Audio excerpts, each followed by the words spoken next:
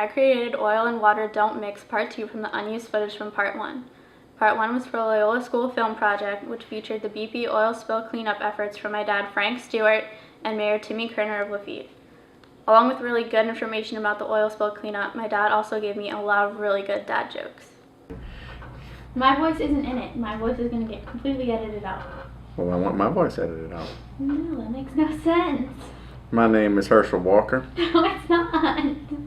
I played football for Georgia. No, introduce yourself and what you do, and then I'll get to the other questions. Okay?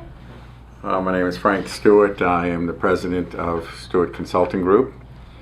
We, during BP, were one of the first responders down in Lafitte area, down to Barataria and all the way down almost to Grand Isle.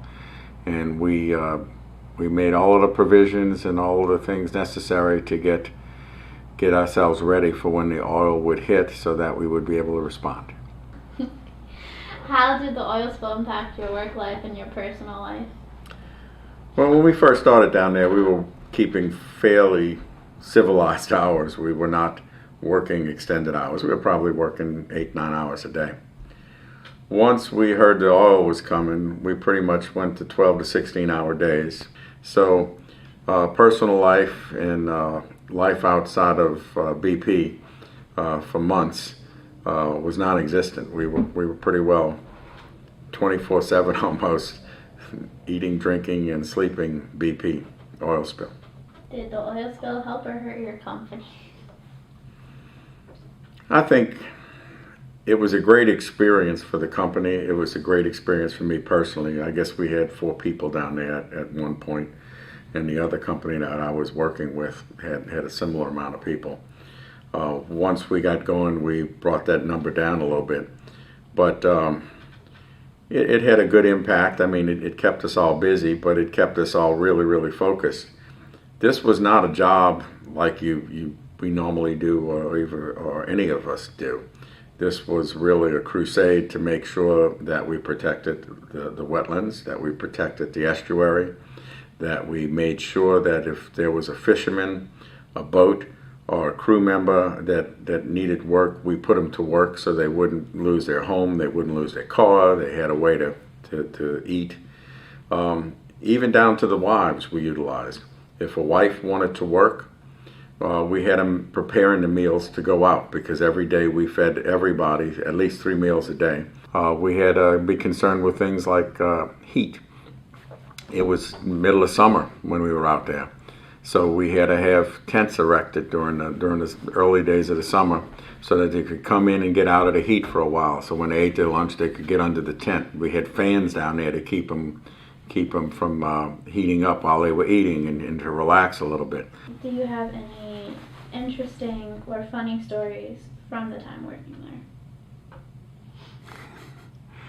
there? We never ran out of a sense of humor.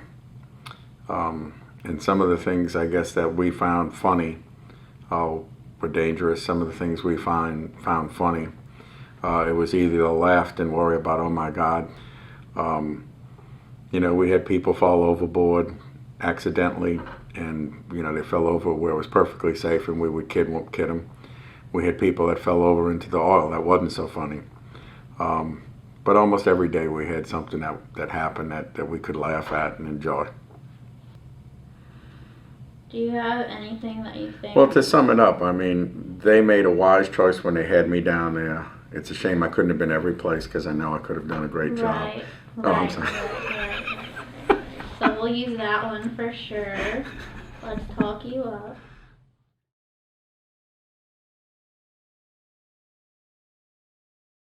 What was going through your mind? What was going through my mind was wondering what if we'd have gotten to the hospital immediately instead of 5 days later? What if they would have tested him for leukemia immediately instead of 6 weeks later? What if he'd have been able to get a bone marrow transplant from his own stored bone marrow immediately?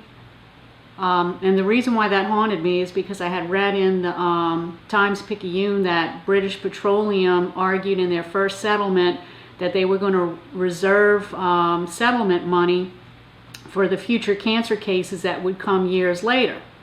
So if they knew it was going to come, how come we never knew that? When the doctors came and asked us if he'd ever been around chemicals, we both said no, because we never had any idea that his activities were lethal, nor would they cause a problem 8 years later.